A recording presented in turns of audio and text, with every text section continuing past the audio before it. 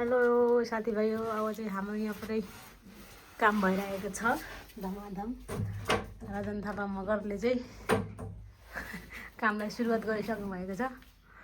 म चाहिँ हल्का हल्का भिडियो लिदिनु पर्यो। अनि आजको हाम्रो भ्लगमा यता हेरौँ न, स्वागत छ। के को लागि हो यो? कलरको लागि। यो मेरो बिहे हुँदैछ। त्यो भएर यसो गर्छ रङ्गी। कसको बिहे रे? कहिले? पानी हुँदैन। वैशाख 17 गते। ए ल, हैन वैशाख 33 गते।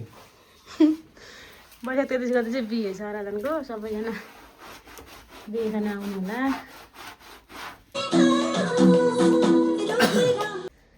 अब रङ लाउने भए पछाडि के गर्नु पर्यो भन्दाखेरिमा यहाँ भएको सबै फोटोजहरूलाई चाहिँ हामी निकाल्नु पर्ने हुन्छ।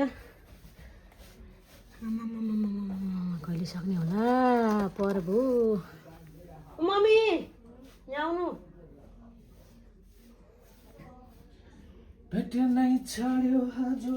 यो उहाँ के अरे बाहिर लगेर थुपारिदिएको नि त खाटमा। म यहाँ काम गर्दैछु। आमामामा कुराको जालोहरू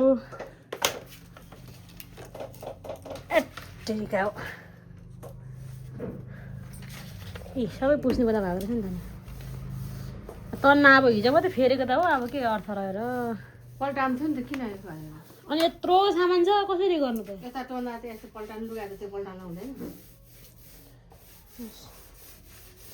त्यहाँबाट कोही काम गरेछ लेबर। यता हेरौँ त। लेबरै चाहिँ नदेऊ न यार। अघि के भनेको नि? ठेकदार हो। ए ठेकदार, सरी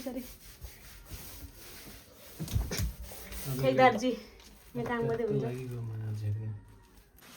हाम्रो ठेकदारले चाहिँ बिना कपडा काम गर्दै हुनुहुन्छ। अनि यहाँ मेरो हालत चाहिँ सबै यस्तो भएको छ। यहाँ के अरे कलर झरेर नि सबै कपालभरि टाउकोभरि जान्दैन कि काम गर्ने यो मेरो लेबर। त्यही भएर अब हाजिरा चाहिँ म अलिकति माइनस गरेर दिनु पर्यो। मालिकलाई यसरी तिमीले रङ हाल्यौ।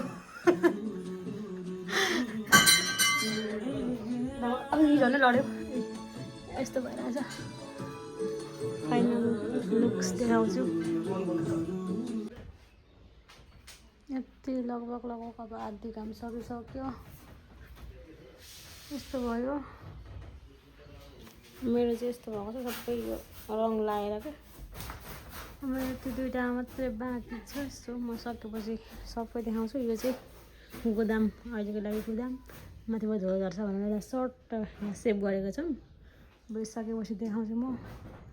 ओके, सक्यो आजको लागि काम। सक्यो हेर्नु रङ लागेर कस्तो भएको छ। अब यसलाई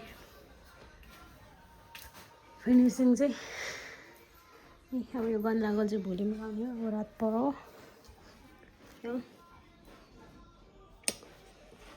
आजलाई काम सक्यो। By by. भोलि भेटौँ हामी।